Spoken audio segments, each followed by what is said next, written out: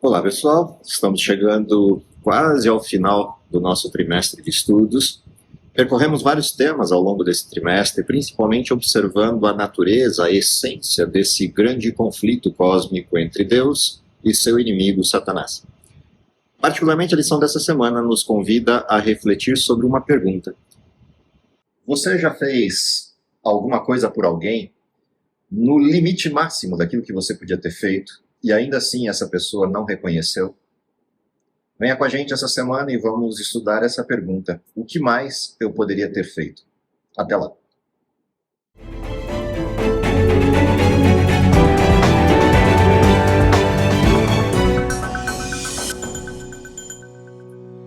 Bem-vindos de volta, pessoal. Vamos essa semana percorrer uma pergunta central, entre várias outras perguntas que vão se abrir no estudo da semana, mas uma pergunta central que tem a ver com o olhar de Deus para os seus filhos e preocupado com a rejeição constante dos seus filhos, num eco que se espalha por toda a terra, vem essa pergunta: o que mais eu poderia ter feito? Talvez você já tenha passado por essa situação de ter feito uma porção de coisas por alguém, tentado ajudar das mais variadas maneiras, e essa pessoa ainda olhar para você com aquele olhar de desdém ou de até desprezo, e você fica com aquela sensação: mas como assim? Eu fiz tudo o que eu podia ter feito algo mais? Na realidade, toda vez que a gente sente isso, toda vez que você passa por uma situação dessa, a sensação é de que a culpa é nossa, quando na realidade o que a gente está vivenciando é a projeção de alguém que fez uma escolha, tem consciência da escolha que fez, mas não quer assumir a culpa. Então projeta no outro a responsabilidade da sua própria escolha e das consequências que resultam dessa escolha. No contexto da lição dessa semana, a gente tem outras duas perguntas que são importantes e que vão ancorar a pergunta central. A primeira dessas perguntas é: onde é que Deus estava quando nós sofríamos? A segunda pergunta é: se Ele é bom, por que existe o mal? Essas perguntas a gente já tratou em lições anteriores, já observamos e já de forma exaustiva percorremos respostas a essas perguntas, mas de alguma maneira são exatamente essas perguntas que implicam naquela rejeição projetada ou na culpa dessa rejeição projetada em Deus.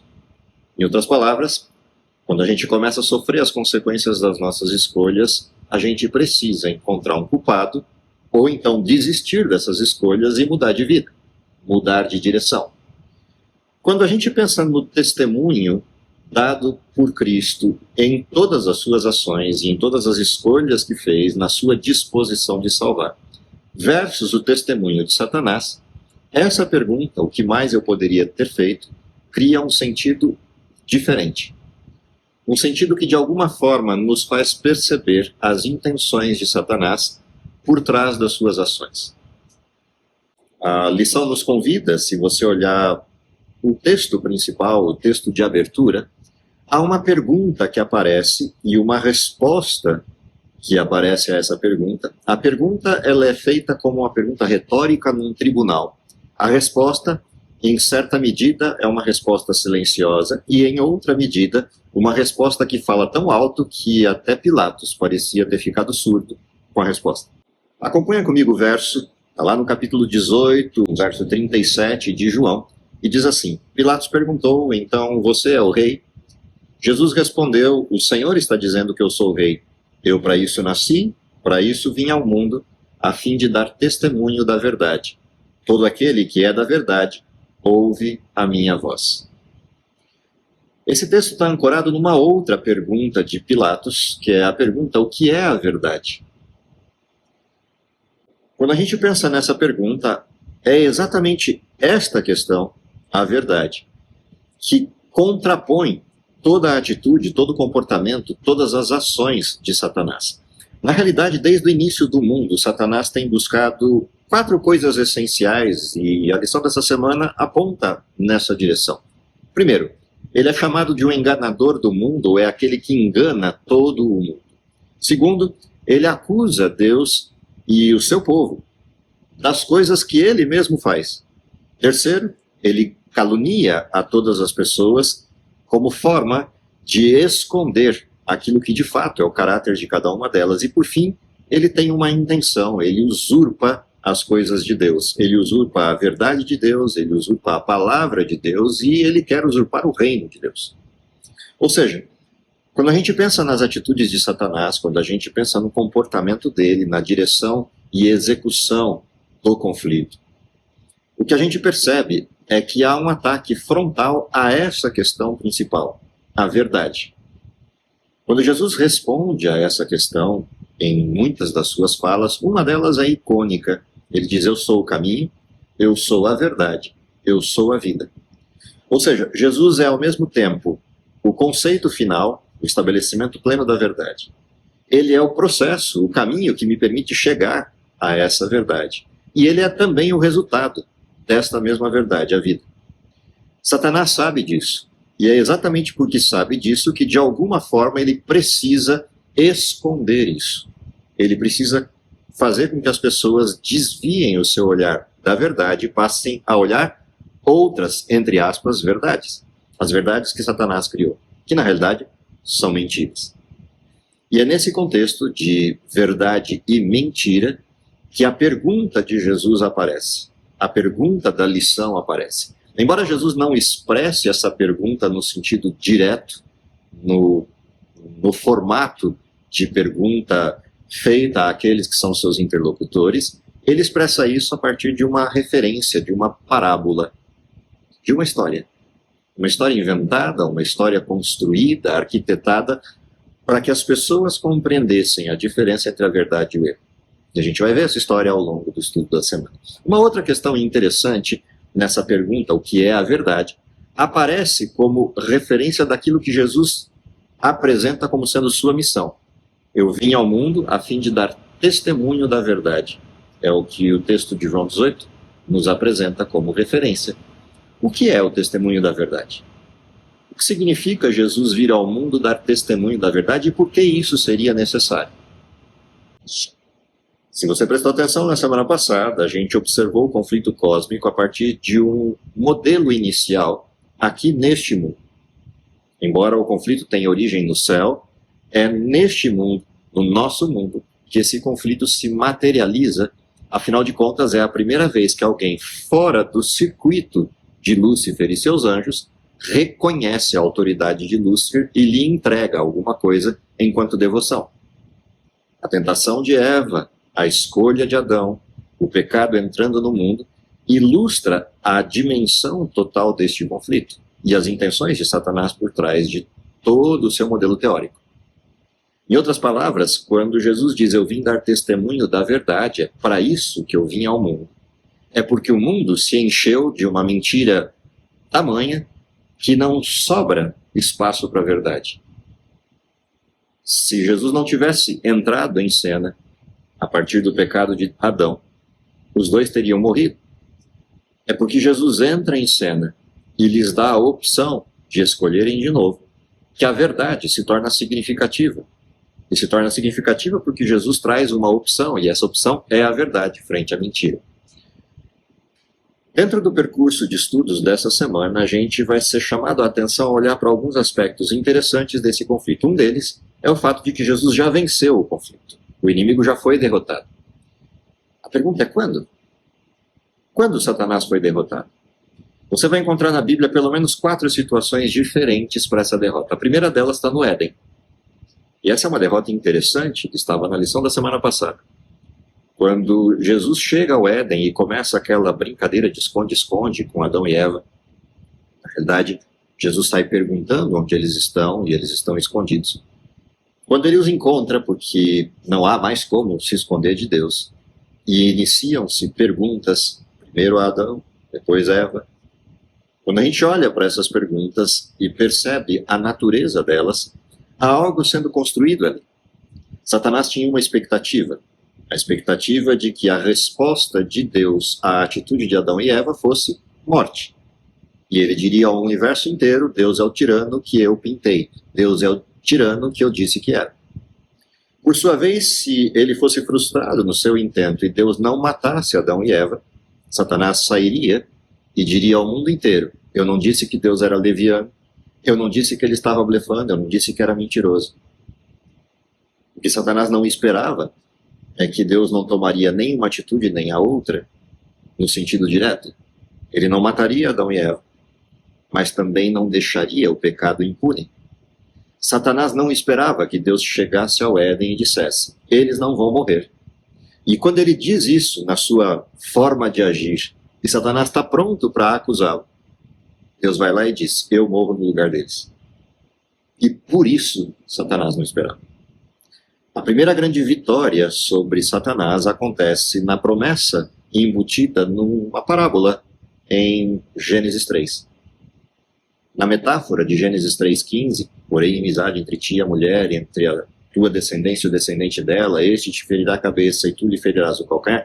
Nessa metáfora, nesse texto simbólico, há uma promessa embutida que decreta a vitória de Cristo. Cristo ferirá a serpente na cabeça. Mas essa não é a única vitória que a gente encontra no modelo bíblico. A segunda vez em que a gente vai observar a vitória está exatamente na cruz.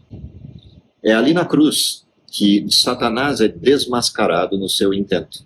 Afinal de contas, se havia alguma dúvida de quais eram as intenções de Satanás, a cruz demonstrou, de forma clara e transparente, cristalina, quais eram suas intenções. Ali, Satanás é desmascarado. A sua intenção, destruir a Deus, destruir seu filho. Na carona disso aparece o terceiro momento de vitória. E esse terceiro momento aparece como uma derrota daquelas que a gente chamaria de acachapante sobre Satanás.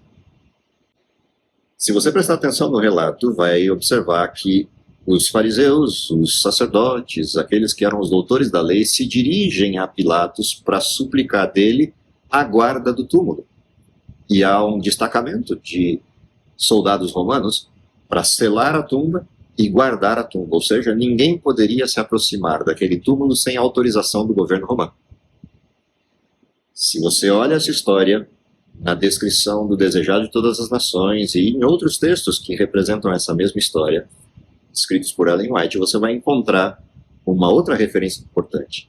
Não eram só soldados romanos que estavam ali. Satanás e os seus anjos vão guardar a tumba. Portanto, há dois destacamentos de exércitos na porta do túmulo de Jesus. Parte caprichosa e o humor fino de Deus.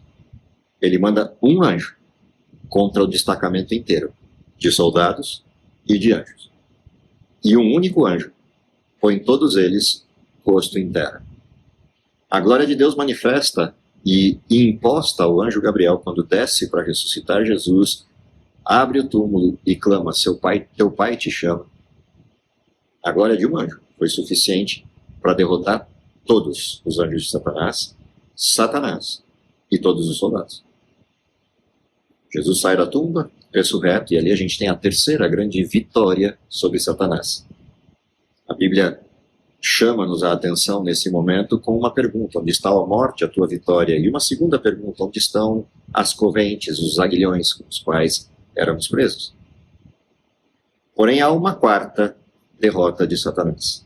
Todas essas derrotas estão interligadas, mas essa quarta derrota implica na finalização do processo. Essa quarta derrota aparece lá no fim do percurso.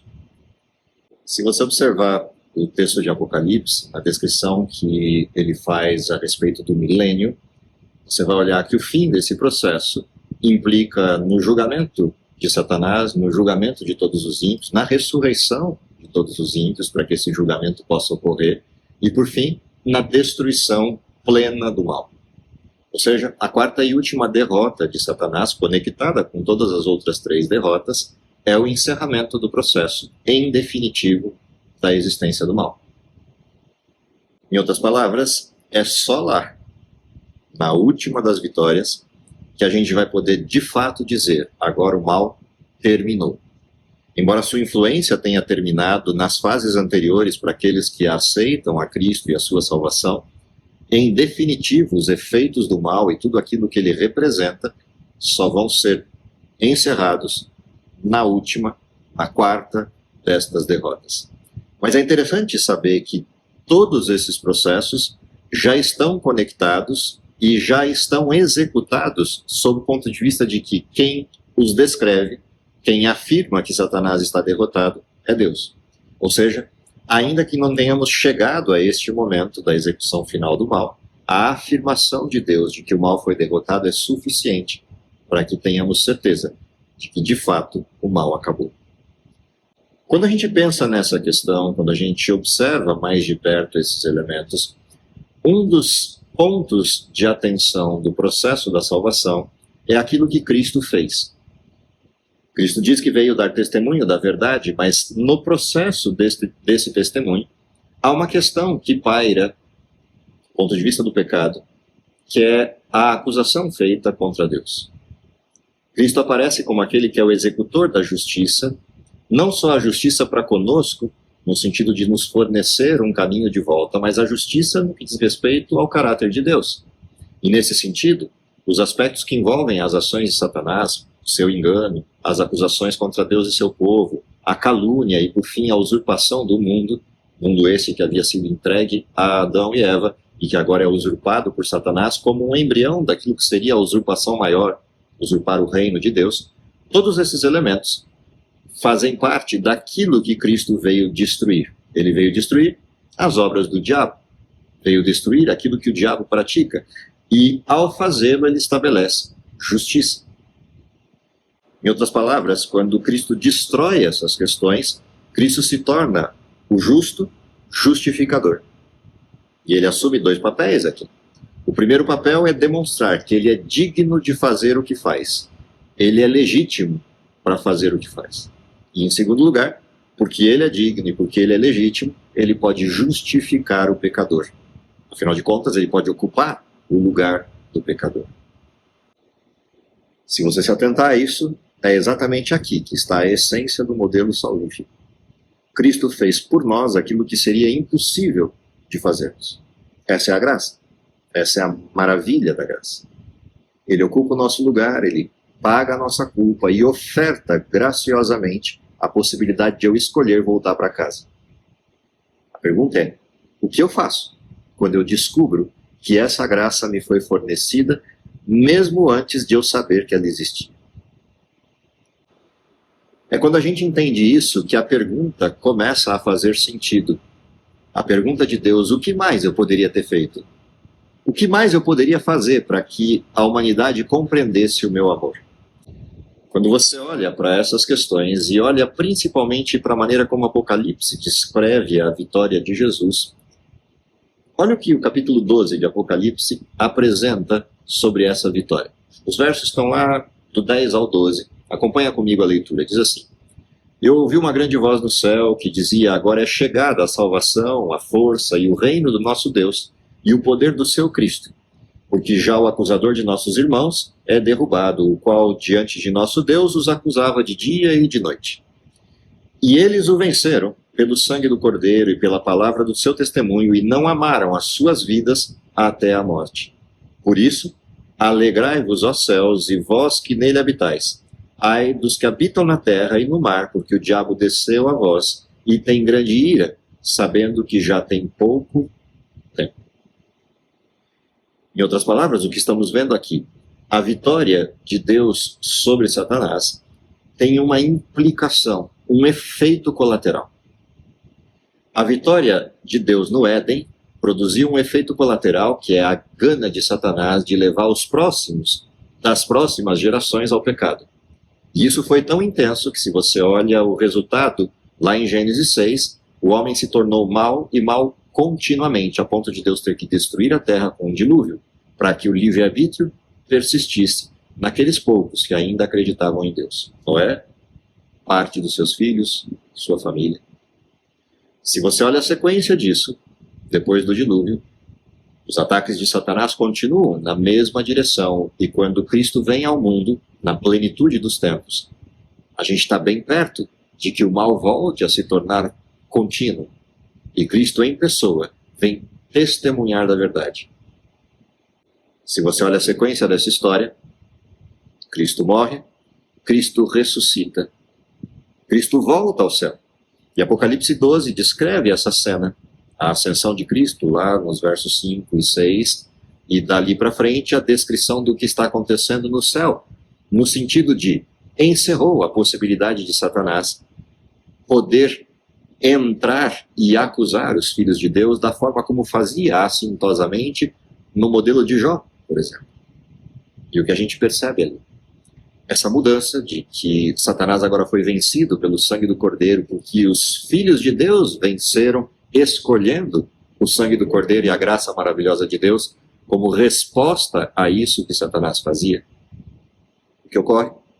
O que ocorre é que agora Satanás sabe que o último tempo chegou. Apocalipse descreve que, ciente disso, ele se ira contra tudo e todos e sabe que só um pouco de tempo ainda lhe resta. Nós vivemos nessa circunstância. Ou seja, nós vivemos depois da cruz, nesse pouco tempo que resta a Satanás. O curioso é que quando você olha essa expressão, pouco tempo que lhe resta, você pode ser tentado a observar o calendário e imaginar, isso já faz 2000 anos. Há 2000 anos atrás Cristo morreu. Que pouco tempo é esse? Na realidade, o pouco tempo ali tem a ver com a determinação, ou seja, está decretado que Satanás foi vencido. E esse decreto implica que o tempo agora é terminal. Não é um pouco na dimensão do tempo humano, é um pouco na dimensão da execução do mal. O que significa que eu posso olhar para trás e para frente na certeza de que é o último tempo. Soma isso a pergunta que fica ecoando. O que mais eu poderia ter feito? Na sequência, a lição nos provoca a lembrar-nos de uma poesia lá de Isaías, capítulo 5, que é a poesia ou o cântico ao meu amado. A história é a história de uma vinha e o cântico é o cântico do Senhor da vinha, que fez tudo o que podia para que aquela vinha produzisse uvas boas. Mas o resultado? Uvas amargas. Não há nada que Deus pudesse ter feito a mais para que aquela vinha produzisse uvas boas. O solo foi arado, foi adubado, as plantas foram cuidadas, foram regadas, foram vigiadas para que ninguém entrasse na vinha. E ainda assim, elas produziram vinhas amargas, uvas amargas. Qual o resultado disso? O resultado disso é a tentação de encontrar um erro no Senhor da vinha. E por isso a pergunta melancólica, o que mais eu podia ter feito? Que coisas mais eu poderia ter feito para que o resultado fosse bom, o resultado fosse pleno? Em outras palavras, Deus olha para nós e faz a mesma pergunta. O que mais eu poderia ter feito por você para que você aceitasse o meu amor? O que mais eu podia ter feito por você para você ser salvo? Em outras palavras, a grande questão da usurpação da vinha aparece neste contexto desta pergunta. E é interessante que essa parábola aparece de novo, porém bem mais para frente, na fala de Jesus, lá em Mateus 21. Quando a gente olha a parábola da vinha, a parábola do dono da vinha, de Mateus 21, todos os elementos possíveis para cuidado da vinha foram feitos. O interessante é que nesta história da parábola do capítulo 21 de Mateus há uma mudança de resultado. A mudança de resultado é, sim, a vinha produziu e foram enviadas pessoas para coletar a produção. Até que o próprio Filho de Deus aparece em cena. Dá para imaginar a descrição que essa parábola aponta para aqueles que estavam vivendo naquele momento e que tinham uma escolha: acreditar no Messias, receber a redenção, receber a salvação, ou matá-lo. A parábola antecipa o resultado. A parábola antecipa o que aconteceu. Ele veio para os seus não o receberam. Veio para salvá-los, eles ignoraram a salvação e destruíram a salvação. Mataram o Cristo. O curioso é que ao fazerem isso, produziram salvação. Eles rejeitaram a salvação para eles, mataram Cristo, mas produziram salvação para o mundo inteiro ao matarem Cristo. Esse paradoxo daquilo que era a salvação para eles e que se torna a salvação para muitos já aparecia nas profecias de Daniel.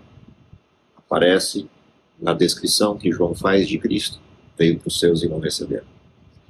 Dado que é assim, dado que a vinha foi usurpada, a pergunta que não quer calar, a pergunta que fica ecoando. Ok? O que mais eu poderia fazer? Coisas que sabemos. O príncipe desse mundo está vencido. Coisa que temos certeza. Deus venceu. Coisa que temos certeza maior ainda. Foi nos preparar um lugar, e a pergunta permanece. O que mais eu poderia fazer? Se você observar Daniel, no capítulo 12, a expressão máxima do que Deus pode fazer está representada no verso 1. E naquele tempo, levantar-se-á Miguel, o grande príncipe, que se levanta a favor dos filhos do seu povo. Em outras palavras, se Cristo precisasse vir de novo em pessoa e isso fizesse diferença, ele viria. Como não faz diferença, se levanta em um outro momento, em uma outra dimensão. E essa dimensão é fazer justiça ao seu povo. Satanás tem acusado os filhos de Deus de várias maneiras diferentes. Há um momento em que Deus precisa se levantar e fazer justiça ao seu povo. Daniel descreve isso como sendo um juízo executado antes da vinda de Jesus. O tribunal se assenta, capítulo 8 e 9 de Daniel, capítulo 7, 8 e 9 de Daniel descrevem essa cena. No capítulo 7, o tribunal, no capítulo 8, a razão do tribunal, a purificação do santuário, e no capítulo 9, o executor de tudo isso, o Cristo. Quando a gente observa esses 3 capítulos, que lá no capítulo 12 são referenciados no então se levantará Miguel, a gente percebe que antes de Jesus voltar é necessário que aqueles que serão salvos sejam apontados como justificados. E Cristo faz esse papel. Ele se levanta como grande advogado, descrito lá nas cartas de João. Ele se coloca na interposição do seu povo, dizendo: as acusações de Satanás não procedem e, portanto, são inocentes. Foram considerados justificados. Toda essa cena faz tornar mais profunda a pergunta: o que mais eu posso fazer? O que mais eu poderia ter feito? O que mais é possível de ser feito para que sejam salvos os meus filhos? A parte melancólica dessa pergunta é que a resposta é silêncio. Não há mais nada a ser feito. Por que Jesus fez tudo isso? A gente termina a lição da semana com o olhar para a vindicação do nome de Deus, do caráter de Deus. A acusação de Satanás feita contra Deus, de que ele seja um tirano, de que ele seja um manipulador, é desfeita em cada uma dessas vitórias de Deus sobre Satanás. A cruz evidenciou o amor de Deus contra a tirania que estava na acusação de Satanás. O juízo pré-advento, o juízo daqueles que são justos e serão salvos, desmascara as acusações falsas de Satanás e mostra que Deus não manipula o processo. Ao contrário disso, ele é o justo juiz. E por fim, o juízo, no final do milênio, manifesta que Deus não é o tirano que destrói aqueles que de forma inconstante ou de forma enganada teriam escolhido errado, e Deus vai lá como um tirano e os destrói simplesmente porque é caprichoso e não aceita discordância. Não. O juízo no final do milênio mostra que Deus é justo com aqueles que escolheram e sofreram o mal. Eram iguais a todos, mas entenderam que Satanás era enganoso e escolheram Deus. E, portanto, a justiça se estabelece na destruição final do mal. Em outras palavras, as artimanhas de Satanás, inclusive a maior delas, de misturar o bem e o mal e dizer que os dois são coeternos, será desmascarada no final. E o mal será definitivamente destruído. E então, o universo inteiro poderá clamar que Deus de fato é amor. Última página, último texto, último parágrafo do livro Grande Conflito. Depois você toma um tempo e releia esse texto, na proclamação universal de que Deus é amor.